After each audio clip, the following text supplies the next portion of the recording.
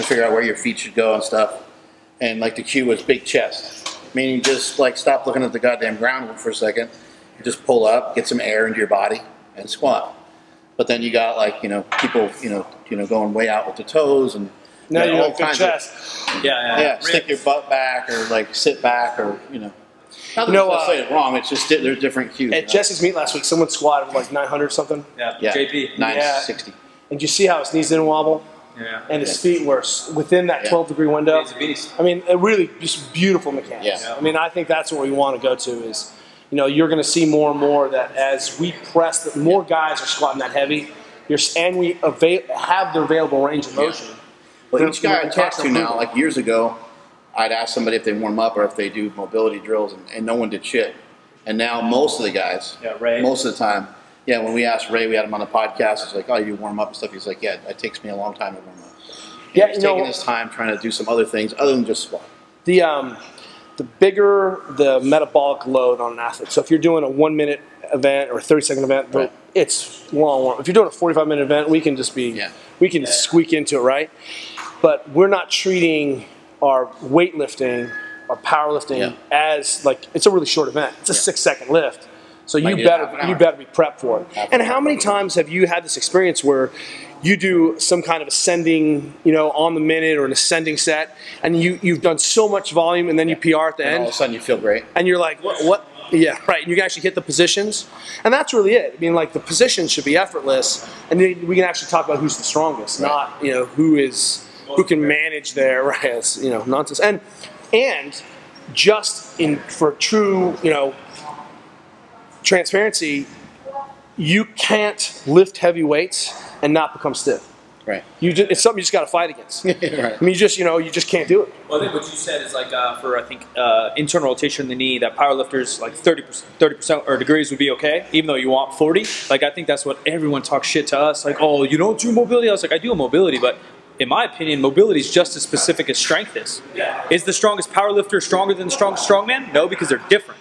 Does Michael Phelps need more mobility than me for his sport? Yeah, probably. Yeah, well, let's talk about. I'm sports specific, and I think this is where we've gone off the rails a little bit around. It's easy to be like, why am I powerlifting? For the average person, I'm powerlifting because I want to get better at sport. Yeah. So that means my positions are a little bit different. If I'm powerlifting to be a powerlifter, then there's some things like I don't care if you put your arm overhead. I'd like you to be able to press, right? But show me at least you've got the ranges required to do your sport. I talk a lot about that with your toes. Like if it's just in general, like sports guys need to be like this because they start to get like this and then they're going to get fucked up on the field. Right. But if a powerlifter's like this a little bit, I don't think it's going to kill them, right? And for sure not. And I've got to get guys lifting. If this is the only window that's available to you, we're going to be here. And then we're going to improve it and improve it and improve it. Remember, I have a window when I'm strong that I'm still really strong here. Yeah. But as I start to go out further and further, then I start to carve into my ability to maintain always stability. Extremes. Yeah. So, you mean 100% right. Let's ask the question, why am I squatting? My squatting is to be powerful, and this is the only position I'm doing that in. Well, this is the position I'm going to end up in. Yeah, for now. Yeah, for now. There are a couple of guys that do that, which I'm still amazed by. Jordan Wong and some of these guys are squatting way like this. Oh, yeah. It's insane. They're freaks. Yeah.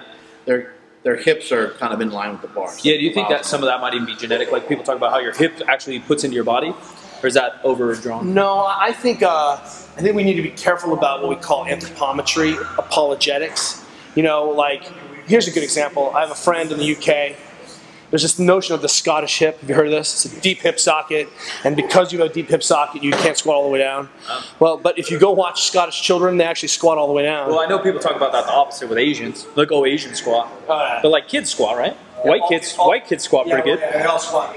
Just take our eyes off it. And then it turns out that in these power sports, strength sports, we live at those end ranges of motion. And so if you don't even, if you can't get your hand to your face and your sport is eating, we're going to have a problem. Or you're going to be fatigued. You're going to fatigue earlier than the other guy. Your elbow starts to flare and you're making hot dog errors. You're trying to soak that hot dog in water and then you jack it all up. That's a whole thing. Yeah. That's a whole big thing. But the other piece of this is that don't quit your life.